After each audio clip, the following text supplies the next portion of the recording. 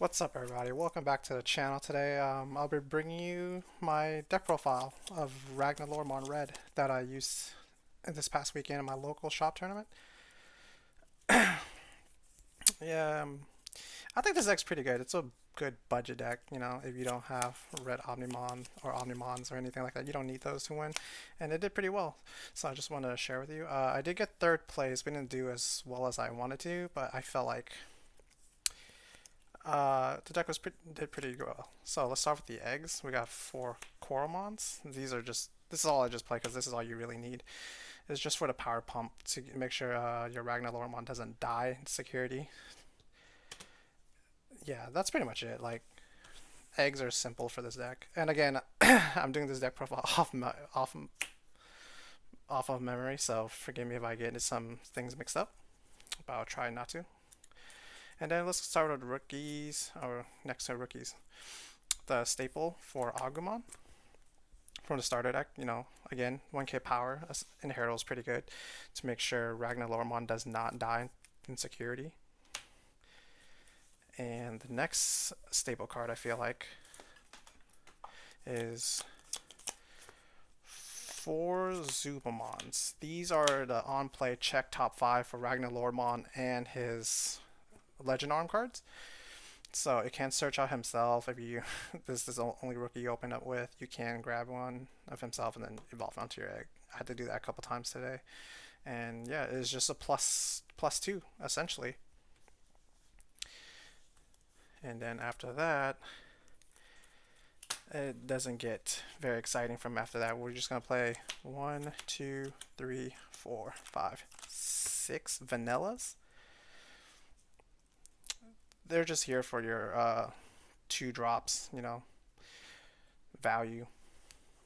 Not not very impressive, but I feel like you need them. And then we go to level 4s. Staple of this deck I feel like is 4 starter deck Greymons. Gives the inheritable security attack +1. This helps with your strategy where you want to essentially try to OTK your opponent by building a super stacked RagnaLoardmon with like 5 damage essentially. So I feel like this is really necessary. I don't run the Legend Arms one. I forgot his Duramon. No, that's not his name. Zuba Eagermon. There we go. Because that one you have to be at specifically level 7 to get the inheritable security attack. So and I feel like these are better because if you can get to RagnaLoardmon, which happens in some games, at least this will help you apply pressure with your level 5s or level 6s that is on top. So after that, we got 4 Quadramon blockers. Not super necessary in this deck because you are kind of a glass cannon deck. I feel like, but for my meta, for my local meta, we have a lot of blue Imperialdramon, so I feel like these are super necessary because if you just drop one of these and stem some of the aggression from that deck, it could go a long way. Because for the most part, you just want to sit and sit and build up a RagnaLoardmon stack in your nursery. So these will help you try to get to the long game. And for the last champions, we're just playing 3 Dark Tyrannomons. I don't particularly like this card, but I feel like it's only good situationally for me anyways, is when I'm going first and I do not want to give my opponent a lot of memories. So just evolve this on top of a rookie, in my nursery and put them to 1. But, it is a 6k, so I guess it can trade with blockers in late game if I need to. But for the most part, not very useful. And then moving on to ultimates, we got 4 Groundramon. I chose Groundramon over a lot of Garudamon because it is a hard cast of 5, so I don't feel so bad dropping this turn 1. And also, it's just your 2 cost Digi-Evolution value. I usually go into these if I'm like being rushed and I need to really build up a stack fast, and like I'm working with very limited resources. These are really good because they're only 2 costs to evolve. And my last level 5s, we're playing believe they're called Duramons, the Legend Arm level 5s. These gives inheritable to your level 7s. So another key part of building up that super stack of RagnaLoardmon that's could OTK potentially. So yeah, and he costs a 3, so if you're not being rushed and you have some time, you could just go into these, but if you don't, that's where the Groundramon comes in. So these are pretty good. And then moving on to Megas, we play 3 of each of the pieces, 3 Broadaludramon and 3 Durandamon. Broadaludramon gives blocker as an inheritable, and Durandamon gives piercing. So it's pretty good. And they're not so bad. You could just hard cast them for 10 if you need to, which I've done a few times, but we'll go over that later. And for the last Mega, for level 6s anyways, play 2 copies of Phoenixmon. It's just your value to drop evolution again. Like, if you're being rushed, these really help because they're cheap to evolve into, and then you can still continue your plays. And if not, you could just start swinging with these. If what Greymon underneath it, you'll still swing for +1 security, and you got Agumon and Koromon, it's 14k, so it's pretty beefy. But besides that, I'd rather go into the other guys. And then we have 4 RagnaLoardmons, the only expensive card of the deck. So I believe these are, as of right now, I believe they're like $10 to $14. So very budget.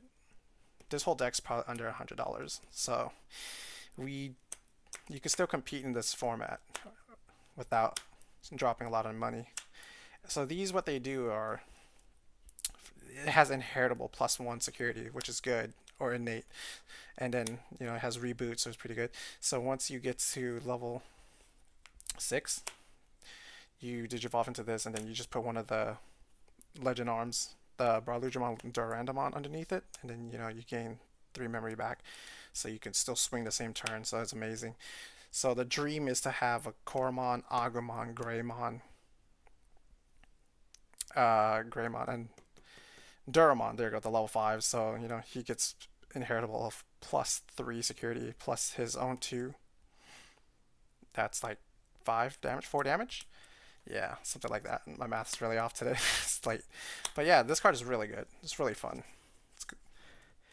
And for the last 5 cards in my deck, we're playing 3 TIE Tamers and 2 Gaia Force. I feel like the tie is pretty necessary because a lot of your pieces that you want to digivolve into are 3 costs. So if you have 3 to work with every turn, you can at least, digivolve 2 times. And it also gives red Digimon a security attack +1. So RagnaLoardmon's probably the only level 7 right now that can benefit from this. Omnimon cannot get the security attack +1, so I feel like that's pretty cool. And then 2 Gaia Force, just to help you remove some key target threats, which you probably won't need to that much with this deck because you're usually going all in if you kill your opponent all at once or not. These didn't really come up today or this weekend, not today. And that's pretty much it, the whole deck.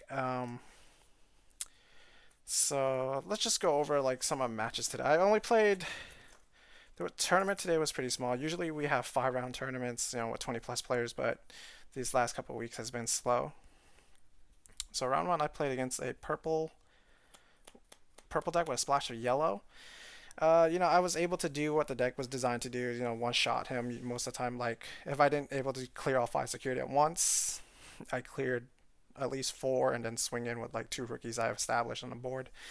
And that was game 1. Game 2, pretty much the same thing, so it was very uneventful. And game 2, was my only loss of the day, which is to a red-yellow security deck, which I feel like this deck has a really good matchup against it. But first game, I just drew brick. I just hard casted mega after mega. I was able to apply pressure, but he was just clearing my board with Ian's Javelin and stuff. Like Shield Adjust was picking off my rookies. So I really couldn't close the game because I got him down to 1 security, and those decks are really annoying. Like they'll just keep healing with Magna Angemon, Magna Dramon. So I couldn't do much. Game 2, pretty much the same. I got swept. He was able to clear my board with Mastimon and Ian's Javelin, all that. So I wasn't able to establish pressure. And then when I did try to swing in with a RagnaLoardmon, it got it got killed by Gaia Force. So my luck. Round 3, I got the bye. Yeah, I don't know how that happened, but I got the bye. So just hang out. And then my last round was against yellow. A very interesting build of yellow. It was focusing on the, I forgot what her name is. The level 6 that deals both players as a damage or trash their top card as a security. But I was able to get my game plan off, one shot him both games. It was very quick, ended in 10 minutes. So yeah, RagnaLoardmon's a very good deck. If you have some luck on your side and you don't break. Well, the deck is pretty consistent in my opinion because you do have Zubamon, but some games you just will break. And what else? Yeah, and then we ended up in 3rd place because we do top 8 prizings, and I got 3rd place, which is pretty cool. Yeah, and that's pretty much it for this video. Make sure you like and subscribe. What else? Yeah, just like, subscribe, and I hope to do more of these. It's just, yeah. What else? So yeah, I'll do. Hopefully next week I'll do better. But yeah, see you guys next time.